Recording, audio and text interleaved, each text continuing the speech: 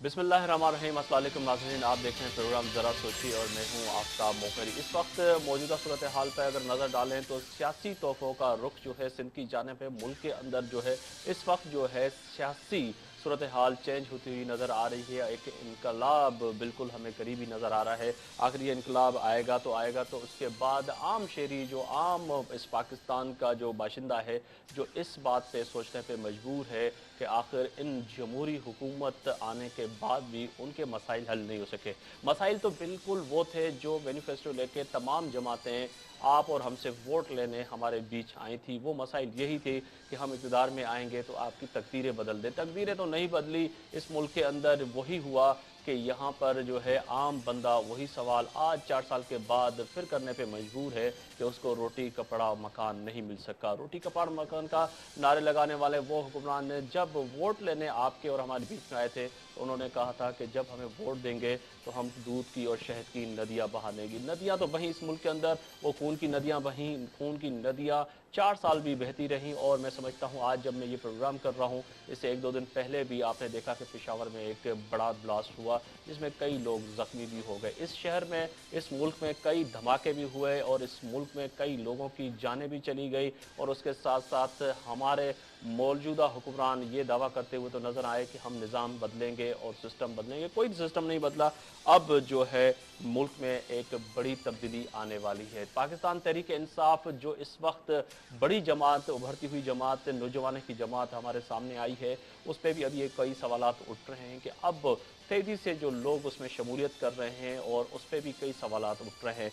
पाकिस्तान तहरीक इंसाफ ने रुख किया है सिंध की जानिब और मज़ार कायद पे एक बड़ा जलसा करने आ रहे हैं और ये जलसा जब होगा तो यकीनन ही इस जलसे से क्या नताइज हासिल होंगे मुल्क के लोगों के लिए, इस पर भी आज बात करूंगा मैं। आज मेरे मेहमान हैं, मेरे मोहतरम मेहमान, जिन्होंने एक इनकलाब तो लाया। मैं समझता हूँ कि पाकिस्तान की तारीख में एक नई चीज़ रकम की कि इन्होंने अपनी वजारत में होते हुए एक वज़ीर के खिलाफ एक बड़ा मोर्चा खोला और मोर्चा वो यही था कि हज करप्शन एक स्कैंडल था, जो केस था जिसको सामने लाए और उससे जो है कई हाजियों को जो हज में तकलीफ़ हुई उसके साथ साथ उन्होंने उस पर बड़ा डट के मुकाबला किया। आखिर इन्होंने अपनी वजारत भी छोड़ दी, वजारत के साथ साथ उस जमात को भी अलविदा कर दिया जिस जमात के ये साथ थे। आज मैं आपकी मुलाकात कर रहा हूँ मोहतरम जनाब मोहम्मद आज़म खान सवाती, रहनुमा हैं पाकिस्तान तहरीक इंसाफ के। आपका बहुत शुक्रिया बहुत शुक्रिया कि आपका। आप आज हमें टाइम दिया, स्टूडियो में तशरीफ़ लाए।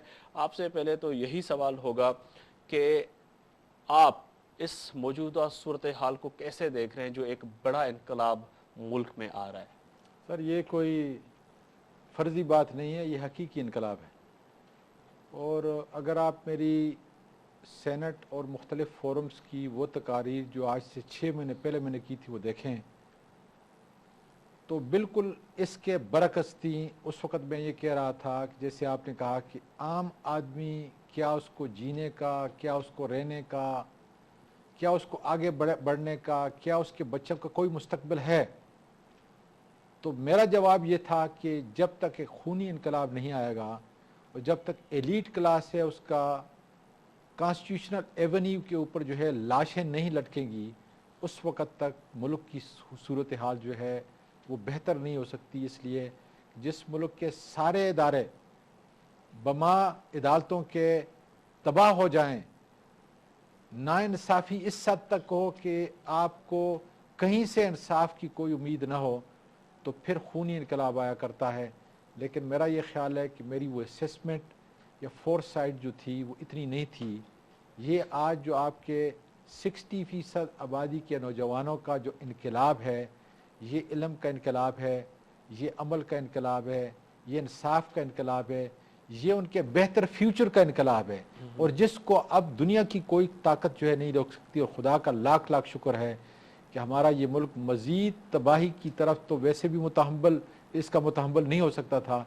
आज ये अल्लाह का शुक्र है कि एक मुस्बत चेंज इन नौजवानों की वजह से, मीडिया की वजह से और वो लोग जो पढ़े लिखे तबके हैं जिनकी कोई से है, सिविल सोसाइटी है, इनकी वजह से, वकला हैं, बेशुमार ऐसे इदारे हैं जो जिनकी काविशों की वजह से आज एक मुस्बत तब्दीली की तरफ ये अमल जारी है। और इस इनकलाब को कोई अब रोक नहीं सकता। रोक नहीं सकता, पर यहाँ पर अभी आ जाते हैं, ये तो इनकलाब की बात हुई कि तब्दीली की आपने बड़ी इस पे रोशनी डाली, पर खान साहब ये फरमाइएगा कि आपसे मुतल्लिक ऐसे सवालात जन्म लेते हैं कि लोग वही सवाल उठाते हैं कि आज़म खान सवाती साहब फजल रहमान के साथ थे और उन्होंने अब उनसे हुकूमत से भी बाहर निकाल लिया, उन आपकी इस बड़े एक स्कैंडल की वजह से उनको जो है हुकूमत को भी जो है अलविदा करना पड़ा मौलाना फजल रहमान को। उसके बाद आपने उनको अलविदा करके फिर ऐसे नए चैलेंज का सामना कर लिया जो खान साहब का आने वाले वक्त में तो समझ में नहीं आ रहा कि क्या होगा। ये भी एक सवाल है, क्वेश्चन मार्क है।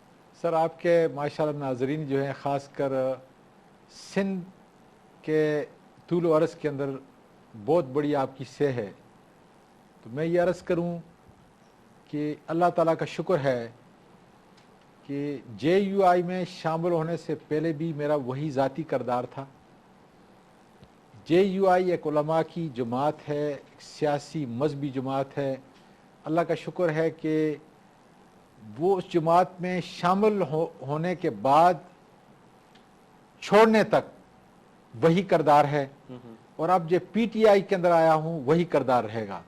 मेरी ज़िंदगी के चंद असूल हैं। 2001 के अंदर जो है मैं आया और मैंने अपनी सियासी ज़िंदगी का आगाज़ किया। हालांकि मैं 1997 में पहला नेशनल असम्बली का NA-15 से इलेक्शन लड़ा था, जिसमें मैं 1200 वोटों से तकरीबन हार गया था, लेकिन फिर मैं वापस चला गया था और 2001 में मैं मानसरा का डिस्ट्रिक्ट नाज़म जो है जीत के आया जी।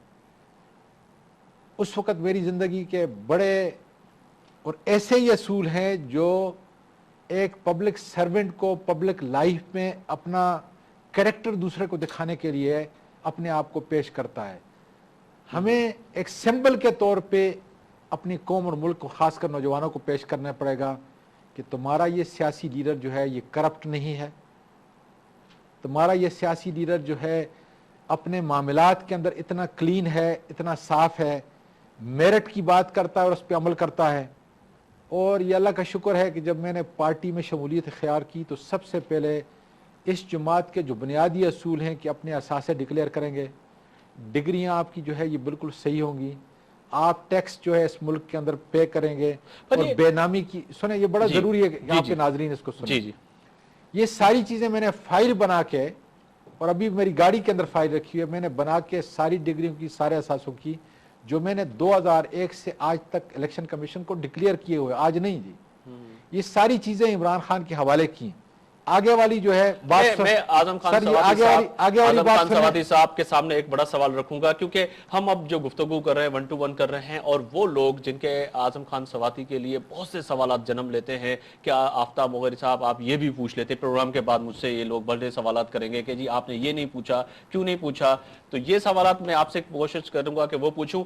आजम खान सवाती क्या एक जज्बाती फर्द का नाम है कि आप जज्बाती फैसले करते हैं, या आप एक राइबल एक बंदे हैं और ठहर के और सियासत करेंगे, इस मुल्क की जो है नौजवानों में जो आपने चेंज लाने की कोशिश की है वो होगी? सर अगर ये चेंज ना होती तो मैं जिस वक्त 2001 के अंदर आया तो मानसरा पूरे सूबा सरहद के अंदर एक ऐसे सियासतदानों की अमाजगाह है जिसमें बड़े बड़े सियासी पंडित हैं, और उन जितने भी सियासी पंडित थे वो सारे इकट्ठे हुए मेरे खिलाफ एक कैंडिडेट लेके आया, और उनको मेरे मुकाबले में आधे वोट भी नहीं मिले थे, सिर्फ एक वजह से।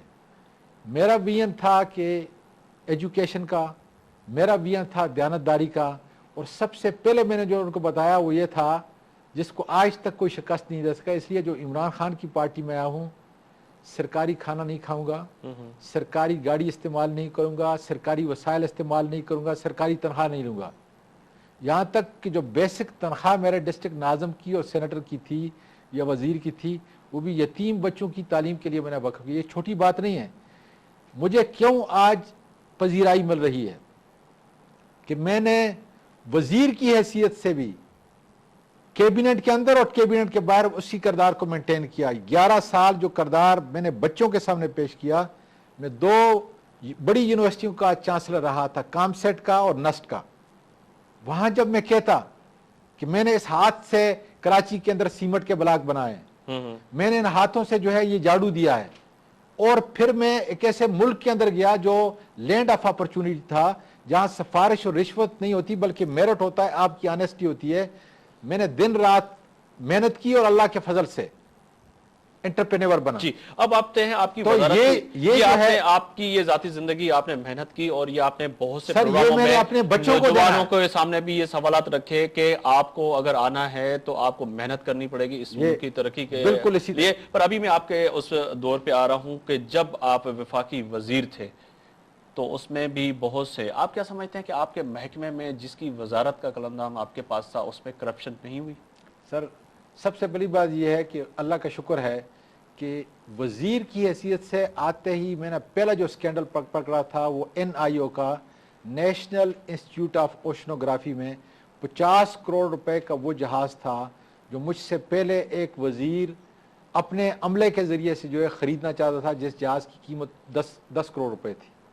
और मैंने कैबिनेट के अंदर उस वजीर को कहा था कि you have violated the code of conduct, damn it, you better resign it. ये मेरे अल्फाज थे, वही मैं कोट कर रहा हूं। फिर मैंने आपके सदर को और वजीर आज़म को खत लिखा, जो मेरी वजारत की इमानत है उस फाइल के अंदर लगे हुए हैं।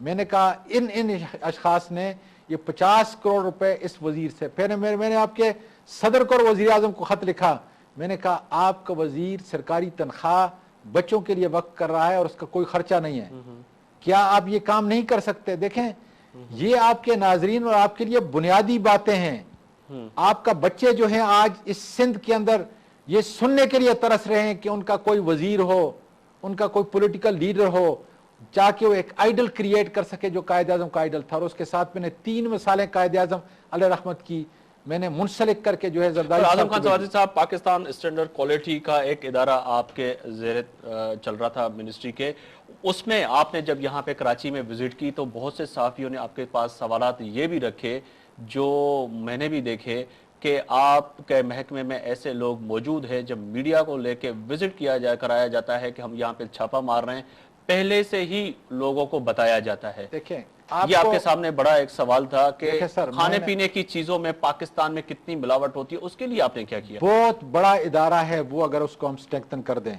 जी, मैंने सबसे पहले उसके अंदर ये काम किया कि एक अच्छे DG को मेरिट के ऊपर जो है इंडक्ट किया, जो बाद में जो है वो बाकायदा सिटी साइंस एंड टेक्नोलॉजी। और आज मेरा ये ख्याल है कि वो इरफान नदीम साहब इंतहाई काबिल तरीन अफसर था। उसने, मैं अपनी नहीं बल्कि उसकी बात करता हूं कि उसके पास एक ऐसा ज़बरदस्त उसने टीयर बनाया। सबसे पहले जो काम आपके वजीर ने ये किया कि पूरे अमले को जो है बमाज सेक्रेटरी के बुलाया और कुरान मजीद पे हाथ लगाया कि आज तक अगर आपने करप्शन की है मेरी जिम्मेदारी माफ नहीं, मैं उसकी अकाउंटेबिलिटी नहीं कर सकता, मुझसे पहले था जी। आज के बाद अगर आपने की तो आप इसके जिम्मेदार होंगे। अब मैं आता हूं, आपकी आज चीनी जो इस मुल्क के अंदर बिक रही है, बाकी तो छोड़ें जी, फार्मास्यूटिकल जो है, हेल्थ हैजर्ड चीजें जो हैं आपकी, जो आपके बुनियादी हेल्थ, वो इतनी खतरनाक है और सब स्टैंडर्ड हैं। पर यहाँ पे आजम खान सवाती साहब, मैं मुझे पूरा बिल्कुल करें, पर मैं एक सवाल रखूं तो आप आगे बढ़ जाएंगे, क्योंकि एक चीनी की बात हुई है तो इस वक्त मुल्क में अभी भी चीनी नहीं है। जो खवातीन प्रोग्राम देख रही होंगी तो वो कह रही होंगी, सोच रही होंगी कि आजम खान सवाती साहब से ये पूछें कि आपके दौरे हुकूमत के मैंने ही पता नहीं कितने प्रोग्राम किए और मैंने उस प्रोग्राम में ये भी कहा कि खान साहब के चीनी के लिए चीन भी गए, फिर भी चीनी नहीं मिली आप जब वजीर थे, उसके बावजूद। मैं इंडस्ट्री का नहीं मिनिस्ट्री नहीं थे, पर कहने का मकसद है कि यहाँ पर कोई शक की बात नहीं सर, पाकिस्तान में इतनी करप्शन आम हो गई थी कि चीनी भी नहीं मिल रही थी सर। ये और चीनी स्कैंडल को जो है खुदा के फजल से मैंने सामने लेके आया। चीनी स्कैंडल पे मैं बाकायदा तौर पे जो है, और मैंने वजीरों को कुरान की आयत पढ़कर काबीना में सुनाई कि एक ना एक दिन अल्लाह ताला कहता है कि मैं तुमसे हिसाब लूंगा। और मैंने कहा कोई आदमी करप्शन नहीं करता, हमारा इंडस्ट्री का वजीर करता है। ये बाकायदा तौर पर आजम खान साहब ये फरमाइएगा कि इतनी आप बहुत सी चीजें आपने सूरतें भी सुनाई, वजीर आजम को सदर साहब के सामने भी बात रखी, यकीनन ही अपनी क़यादत मौलाना फजल रहमान साहब के सामने भी बहुत से इश्यूज पे आपकी बातचीत हो रही होगी कि ये भी करप्ट है, ये भी करप्ट है, पूरा सिस्टम ही करप्ट है। तो आजम खान सवाती ने उस वक्त रिजाइन क्यों नहीं दी, क्यों नहीं आपने उस जमात से अलविदा किया? ये मैं जवाब जानूंगा। एक छोटा सा ब्रेक है, ब्रेक के बाद यकीनन ही इस सवाल को नाज़रीन उठाएंगे कि आजम खान सवाती साहब ने बहुत सी बातें उस वक्त अपनी जमात से भी की होंगी और वजीर